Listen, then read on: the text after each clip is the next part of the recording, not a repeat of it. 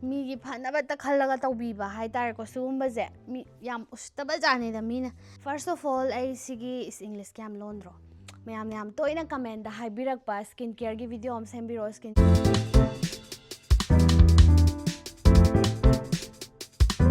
Hello everyone, I am Lakchare. ꯃꯌꯥꯝ ꯄꯨꯝꯅꯃꯛꯄꯨ ꯑꯍꯥꯟꯕꯃꯛꯇꯗ ꯀꯣꯛꯅ ꯈꯨꯔꯨꯝꯖꯔꯤ ꯃꯌꯥꯝꯅ ꯌꯥꯝ ꯇꯣꯏꯅ ꯀꯃꯦꯟꯗ ꯍꯥꯏꯕꯤꯔꯛꯄ ꯁ꯭ꯀꯤꯟ ꯀꯦꯌꯔꯒꯤ ꯚꯤꯗꯤꯑꯣ ꯑꯃ ꯁꯦꯝꯕꯤꯔꯛꯑꯣ ꯁ꯭ꯀꯤꯟ ꯀꯦꯌꯔꯒꯤ ꯚꯤꯗꯤꯑꯣ ꯑꯃ ꯁꯦꯝꯕꯤꯔꯛꯑꯣ ꯍꯥꯏꯗꯅ ꯀꯃꯦꯟꯠ ꯑꯗꯨꯝ ꯈꯔ ꯑꯗꯨꯝ ꯀꯣ ꯑꯩꯅ ꯊꯦꯡꯅꯔꯝꯃꯤ ꯑꯗꯨꯒꯤ ꯊꯦꯡꯅꯔꯝꯕꯗꯨꯒꯤ ꯑꯩꯅ ꯉꯁꯤꯗꯤ ꯍꯦꯛꯇ ꯁ꯭ꯀꯤꯟ ꯀꯦꯌꯔꯒꯤ ꯑꯣꯏꯅ ꯍꯦꯛꯇ ꯇꯧꯊꯔꯒꯦ ꯚꯤꯗꯤꯑꯣꯁꯦ ꯍꯦꯛ ꯍꯧꯕꯗꯒꯤꯅ ꯂꯣꯏꯕ ꯐꯥꯎꯕ ꯁ꯭ꯀꯤꯟ ꯀꯦꯌꯔꯒꯤ ꯑꯣꯏꯖꯔꯒꯦꯅ ꯁꯦꯝꯖꯔꯛꯄ ꯚꯤꯗꯤꯑꯣꯅꯦꯕꯀꯣ ꯑꯗꯨꯒ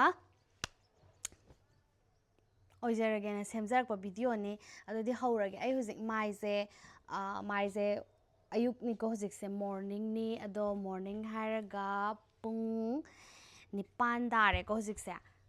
ꯃꯣꯔꯅꯤꯡꯒꯤ ꯍꯧꯖꯤꯛꯁꯦ ꯄꯨꯡ 9 ꯇꯥꯔꯦ ꯑꯗꯣ ꯑꯩ ꯃꯥꯏ ꯅꯨꯡ ꯂꯣꯏ ꯇꯥꯊꯣꯛꯇꯅ ꯈꯣꯠꯇꯅ ꯏꯔꯨꯖꯔꯒ ꯂꯣꯏꯔꯦ ꯋꯥꯏꯔꯝ ꯇꯛꯁꯜꯂ ꯈꯣꯠꯂꯒ ꯑꯗꯨ ꯉꯁꯥꯏꯗꯒꯤ ꯁꯤꯒꯤ ꯁ꯭ꯀꯤꯟ ꯀꯦꯌꯔꯒꯤ ꯚꯤꯗꯤꯑꯣꯁꯦ ꯅꯝꯒꯦ ꯍꯥꯏꯗꯅ ꯑꯩꯒꯤ ꯃꯥꯏꯁꯦ ꯀꯩꯝ ꯇꯩꯗ꯭ꯔꯤꯕꯀꯣ ꯑꯗꯨꯒ ꯑꯩ ꯊꯕꯛ ꯂꯣꯏꯅꯃꯛ ꯂꯣꯏꯁꯜꯂꯨꯔꯦꯕꯀꯣ ꯑꯗꯣ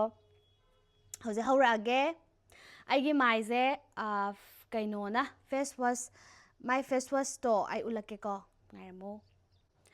ꯐꯥꯔꯁ ꯑꯣꯐ ꯑꯣꯜ ꯑꯩ ꯁꯤꯒꯤ ꯏꯪꯂꯤꯁ ꯌꯥꯝ ꯂꯣꯟꯗ꯭ꯔꯣ ꯀꯔꯤ ꯈꯪꯉꯗꯅ ꯃꯌꯥꯝꯅ ꯍꯥꯏꯔꯝꯗꯣꯏꯁꯦ ꯑꯗꯨꯅꯦꯕ ꯁꯦ ꯑꯩ ꯍꯥꯏꯔꯛꯀꯦ ꯐꯥꯔꯁ ꯑꯣꯐ ꯑꯣꯜ ꯑꯩ ꯁꯤꯒꯤ ꯃꯤꯅꯤꯃꯥꯂꯤꯁꯀꯤ ꯁꯤꯒꯤ ꯀ꯭ꯂꯤꯟꯖꯔꯁꯦ ꯃꯁꯥꯒꯤ ꯑꯣꯏꯅ ꯁꯦꯠꯇ ꯌꯥꯎꯖꯔꯛꯄ ꯑꯣꯏꯗꯣꯏꯅꯦ ꯑꯗꯣ ꯁꯤꯁꯦ ꯑꯩꯅ ꯈ꯭ꯋꯥꯏ ꯐꯥꯔꯁ ꯑꯍꯥꯟꯕꯗ ꯑꯌꯨꯛꯇ ꯁꯤꯖꯤꯟꯅꯔꯤꯁꯦ ꯑꯌꯨꯛꯇ ꯍꯥꯏꯗꯤ ꯃꯥꯏ ꯇꯥꯕꯗ ꯑꯩꯅ ꯁꯤꯖꯤꯟꯅꯔꯤꯁꯦ ꯁꯤꯒꯤ ꯀ꯭ꯂꯤꯟꯖꯔꯁꯤꯅꯦꯕꯀꯣ ꯃꯤꯅꯤꯃꯥꯂꯤꯁꯀꯤ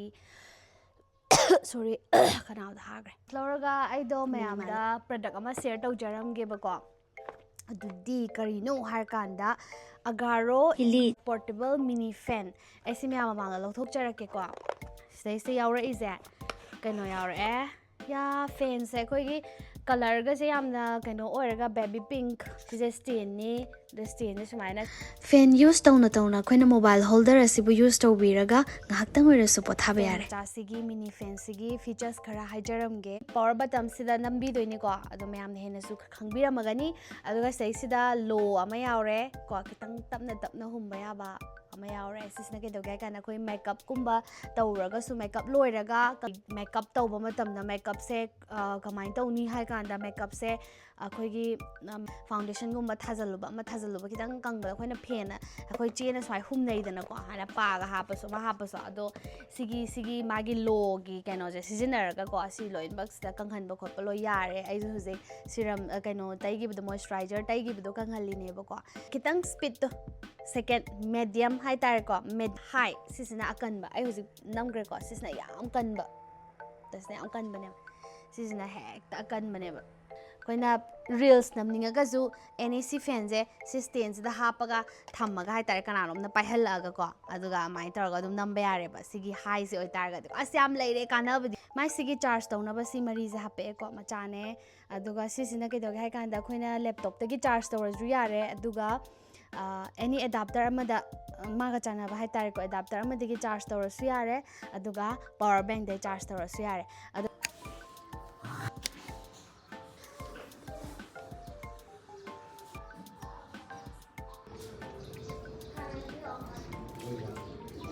ꯑꯩꯈꯣꯏꯅ ꯆꯥꯔꯖ ꯇꯧꯈꯤꯕꯁꯤꯅ 6 hours ꯆꯠꯂꯤ ꯁꯤ ꯕꯦꯛꯁꯤꯗ ꯁꯨꯃꯥꯏꯅ ꯑꯗꯨꯝ ꯍꯥꯞꯆꯜꯂꯒ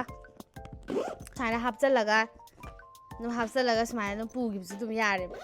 ꯑꯦꯅꯤ ꯑꯩꯅ ꯌꯧꯅꯤꯡꯕ ꯃꯐꯝ ꯌꯧꯕꯗ ꯁꯤ ꯕꯦꯛꯁꯦ ꯁꯨꯃꯥꯏꯅ ꯌꯥꯟꯁꯤꯜꯂꯒ ꯑꯗꯨꯝ ꯆꯠꯈꯤꯕꯗꯁꯨ ꯑꯗꯨꯝ ꯌꯥꯔꯦꯕꯀꯣ ꯁꯤꯒꯤ ꯄ꯭ꯔꯗꯛꯁꯦ ꯌꯥꯝꯅ ꯑꯩꯒꯤꯗꯗꯤ ꯌꯥꯝ ꯀꯥꯟꯅꯔꯦ ꯑꯩꯒꯤꯗꯤ ꯍꯧꯖꯤꯛ ꯖꯒꯣꯏꯁꯨ ꯁꯥꯕꯅꯤꯅ ꯖꯒꯣꯏ ꯁꯥꯕꯒꯤ ꯀꯦꯕ ꯈꯣꯠꯄ ꯇꯧꯔꯛꯄ ꯃꯇꯝꯗ ꯍꯥꯏꯇꯥꯔꯦꯀꯣ ꯑꯗꯨ ꯃꯇꯝꯗ ꯏꯁꯥꯁꯦ ꯑꯩꯈꯣꯏꯒꯤ ꯍꯨꯃꯥꯡꯅ ꯑꯩꯈꯣꯏ ꯃꯦꯀꯞꯀꯁꯦ ꯆꯥꯏꯊꯔꯛꯄ ꯑꯗꯩ ꯀꯩꯅꯣ ꯇꯧꯔꯒ ꯂꯩꯕꯗꯣ ꯑꯩꯈꯣꯏꯒꯤ ꯀꯩ ꯍꯥꯏꯅꯤ ꯍꯨꯃꯥꯡ ꯑꯣꯔꯣ ꯃꯔꯤ ꯃꯦꯀꯞꯀꯤꯒ ꯁ꯭ꯋꯥꯏꯗ ꯆꯦꯟꯊꯔꯛꯄ ꯑꯗꯨꯃꯥꯏꯅ ꯇꯧꯋꯦꯕꯀꯣ ꯑꯗꯨꯗꯨꯅ ꯑꯩꯗꯤ ꯑꯗꯨꯝ ꯍꯥꯏꯗꯤ ꯁꯤ ꯌꯨꯁ ꯇꯧꯔꯒ ꯁꯤꯒꯤ ꯁ꯭ꯂꯣꯁꯤꯗ ꯑꯣꯏꯔꯁꯨ ꯃꯦꯗꯤꯌꯝꯗ ꯑꯣꯏꯔꯁꯨ ꯁꯨꯃꯥꯏꯅ ꯏꯪꯍꯜꯂꯒ ꯑꯗꯨꯝ ꯃꯥꯏꯁꯤꯗ ꯑꯗꯨꯝ ꯍꯥꯏꯗꯤ ꯃꯦꯀꯞꯇꯣ ꯀꯩꯁꯨꯝ ꯂꯦꯡꯗꯅ ꯂꯩꯅꯕꯒꯤ ꯍꯥꯏꯇꯥꯔꯦꯀꯣ ꯃꯦꯀꯞꯇꯣ ꯁꯨꯡꯀꯥꯏ ꯀꯥꯏꯗꯅ ꯂꯦꯡꯗꯅ ꯑꯗꯨꯝ ꯂꯩꯖꯔꯅꯤ ꯁꯨꯃꯥꯏꯅ ꯁꯨꯝ ꯏꯪꯍꯜꯂꯗꯤ ꯅꯠꯇ꯭ꯔꯥ ꯑꯗꯣ ꯃꯌꯥꯝ ꯃꯤꯅꯤ ꯐꯦꯟ ꯑꯁꯤꯗꯅꯦ ꯈꯪꯕ꯭ꯔꯥ ꯃꯈꯜ ꯃꯌꯥꯝ ꯑꯃ ꯂꯩꯈ꯭ꯔꯦꯕꯀꯣ ꯍꯥꯏꯗꯤ ꯃꯥꯒꯤ ꯑꯒꯥꯔꯣꯒꯤꯁꯨ ꯂꯩꯖꯔꯦ ꯑꯗꯨꯒ ꯑꯇꯣꯞꯄ ꯃꯌꯥꯝꯒꯤꯁꯨ ꯂꯩꯌꯦꯕꯀꯣ ꯑꯗꯨꯕꯨ ꯑꯩꯅ ꯍꯥꯏꯖꯧ ꯍꯥꯏꯇꯥꯔꯒꯗꯤ ꯑꯒꯥꯔꯣꯒꯤ ꯏꯂꯤꯠ ꯄꯣꯔꯇꯦꯕꯜ ꯃꯤꯅꯤ ꯐꯦꯟ ꯑꯁꯤꯗ ꯃꯌꯥꯝꯗꯨꯒꯤ ꯃꯔꯛꯇ ꯌꯥꯎꯗꯕ ꯐꯤꯆꯔꯁ ꯈꯔ ꯌꯥꯎꯔꯤꯕꯀꯣ ꯑꯗꯨꯗꯣ ꯃꯌꯥꯝꯅ ꯀꯩꯒꯨꯝꯕ ꯄꯥꯝꯕꯤꯕ ꯇꯥꯔꯒꯗꯤ ꯑꯩ ꯗꯦꯁꯀ꯭ꯔꯤꯞꯁꯟꯗ ꯃꯤꯅꯤ ꯐꯦꯟ ꯑꯁꯤꯒꯤ ꯂꯤꯡꯛꯇꯣ ꯍꯥꯞꯆꯔꯝꯃꯒꯦ ꯃꯌꯥꯝ ꯆꯪꯉꯒ ꯆꯦꯛ ꯏꯟ ꯇꯧꯕꯤꯔꯣ ꯑꯃꯗꯤ ꯑꯃꯃꯝ ꯊꯝꯖꯜꯂꯣ ꯌꯥꯝ ꯀꯥꯟꯅꯅꯤ ꯁꯤꯒꯤꯗꯪ ꯊꯛꯆꯒꯦ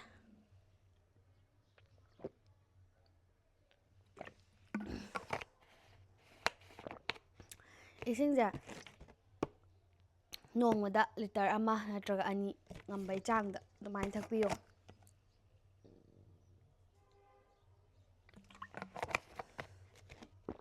ꯂꯩꯔꯦꯀꯣ ꯑꯗꯨꯗꯤ ꯍꯧꯖꯤꯛ ꯀ꯭ꯂꯤꯟꯖꯔ ꯇꯧꯈ꯭ꯔꯕ ꯃꯇꯨꯡꯗ ꯁꯤ ꯁꯤꯔꯝꯅꯦ ꯃꯤꯅꯤꯃꯥꯂꯤꯁꯀꯤ ꯅꯤꯌꯥꯁꯤꯅꯥꯃꯥꯏꯗ ꯁꯤꯔꯝ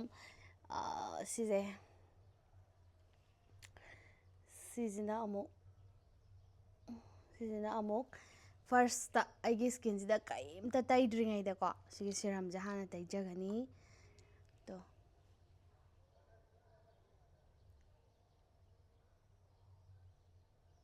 ꯌꯥꯝꯃꯟꯈꯔꯦ ꯑꯩꯅ ꯇꯣꯞ ꯊꯥꯗꯈꯤꯕꯗ ꯌꯥꯝꯃꯟꯈꯔꯦ ꯄꯥꯝꯃꯨꯏꯌꯦ ꯑꯗꯣ ꯑꯩꯒꯤ ꯑꯍꯥꯟꯕ ꯁꯛꯐꯝ ꯍꯥꯏꯖꯍꯧꯗ꯭ꯔꯦ ꯑꯩꯒꯤ ꯀꯦꯗ꯭ꯔꯤꯉꯩꯒꯤ ꯁꯛꯐꯝ ꯀꯩꯝꯇ ꯀꯦꯗꯦꯀꯣ ꯍꯥꯏꯗꯤ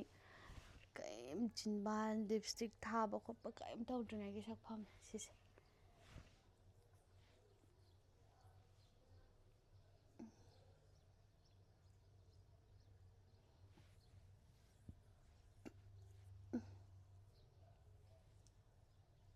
ꯋꯥꯎ ꯑꯁꯤ ꯁꯤꯔꯝ ꯍꯥꯟꯅ ꯇꯩꯔꯅꯤ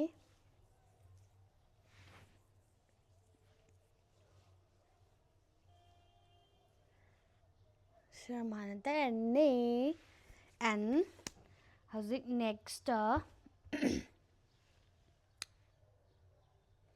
ꯃꯤꯅꯤꯃꯥꯂꯤꯁꯀꯤ ꯚꯤꯇꯥꯃꯤꯟ B2 ꯅꯠꯇꯦ ꯃꯤꯅꯤꯃꯥꯂꯤꯁꯀꯤ ꯚꯤꯇꯥꯃꯤꯟ B5 ꯁꯤꯅ ꯃꯣꯏꯆꯔꯥꯏꯖꯔ ꯀ꯭ꯔꯤꯝꯅꯦꯕꯀꯣ ꯁꯤꯒꯤ ꯀ꯭ꯔꯤꯝꯁꯤꯅ ꯑꯅꯤꯁꯨꯕꯗ ꯇꯩꯕꯤꯔꯅꯤ ꯑꯩꯒꯤ ꯑꯣꯏꯅ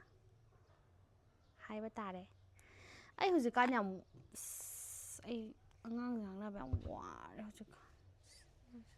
ꯀꯩꯗꯧꯔꯤꯅꯣ ꯑꯩ ꯒ꯭ꯌꯥꯟ ꯇꯥꯗꯦ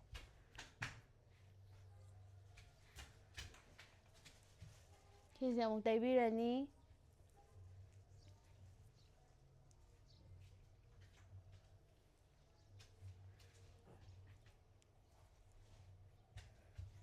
ꯑꯣꯀꯦ ꯈꯔ ꯇꯩꯁꯟꯈ꯭ꯔꯒꯦ ꯆꯥꯛꯁꯟꯕꯤ ꯈꯨꯠꯇꯩꯗ ꯁꯥꯎꯟꯅꯦꯕ ꯁꯤꯃ ꯇꯩꯕꯤꯔꯅꯤ ꯑꯗꯣ ꯑꯦꯟ ꯍꯧꯖꯤꯛ ꯑꯩ ꯃꯌꯥꯝ ꯃꯣꯏꯆꯔꯥꯏꯖꯔ ꯀ꯭ꯔꯤꯝꯗꯣ ꯇꯩꯕ ꯂꯣꯏꯔꯀꯥꯟꯗ ꯍꯧꯖꯤꯛꯁꯦ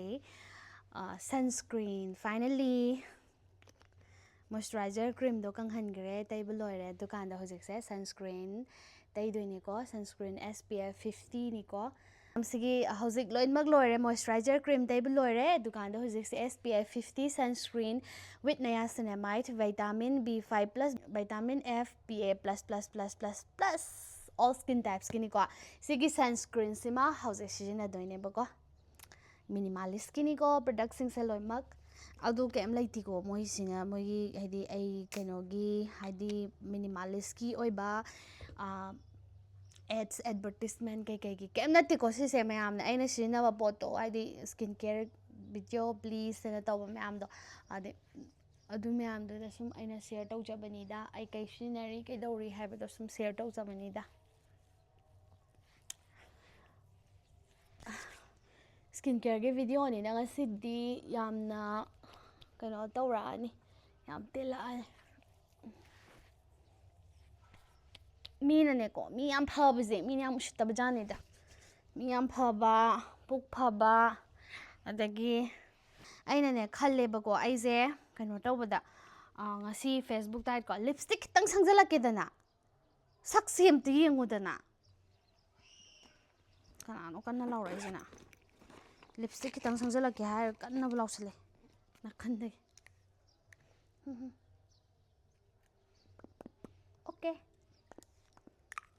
kezadabi isam samsabi keba haizadabi isam samsabi ningol ne aidi keba haizadabi isam samsabi ningol ne aidi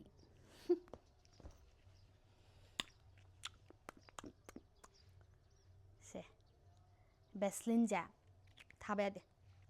yari kai ai skin ja phajang adi ne ising yam thak piyo is khwai dai thakan gidraba aina mayam da ka mo haidana ga tawri kari thu ina adu mayam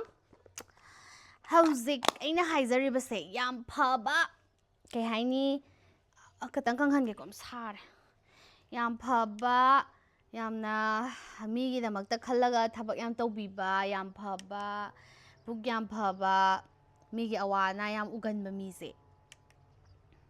hage haizarake ko kaino ma maya sum chumbre yango bako yam phaba ya ado mayam ngasidi ai kaya ado mayam ngasidi mayam ai kaino tang haiza haige bako habdi sum chumbre yango bako yam phaba adagi yam phaba habis puk phaba ko palo yaurabani ko aduga migi damakta yam thabak tawbiba adagi migi damakta yam khanba haitare ko aduga awa na thidaba yani haizaba adagi problem laitaba haitare sisina ko yani da tawzaba adagi any kaino ma tholapa matamda pang thonai type ta masada thoktrasu migi damakta khallaga wada hotna biba mise mina sung usitteba chummi ko chummi ba si aigi side te yam chumme migi kana namba ngakta neba tawbi se khangbra habdi any mabuk baba mi me tawduise migi kana naba asmagi warani mane ona wabibudo asma adu tawgrani ma da asma da dumain tawgradi adu soirani adu wabiba haitare ko aduga adu do khambra yamna bag ta haitare ko dumai wabigi ba mayam dugi bag ta kaishu phangdeba ma phagar lore ma phana ba tawbi se hamra magi bag ta haitare ko adugi bag ta kaishum haibadi mangoda monga lauden sakhiba adugumba se aduduna ina mayam da haidoise yam singo haujekti yam singbiro migi awaman migi tawbimal mi haidi mabuk phare matik usittaba mayam da adu yam singbiro isa gi khanbiro aduga hingbiro isa chawkhatla loire na khanbiro haibadi phanamna tawuraga su baking da kem phangdadi kem ka kai kanai natra aduna ichini naw mayam se singbiro yamna singbiro sikatana ina haizaningba yam singna zatpiro isagi kanaba natradi thabak se tawbiruranu se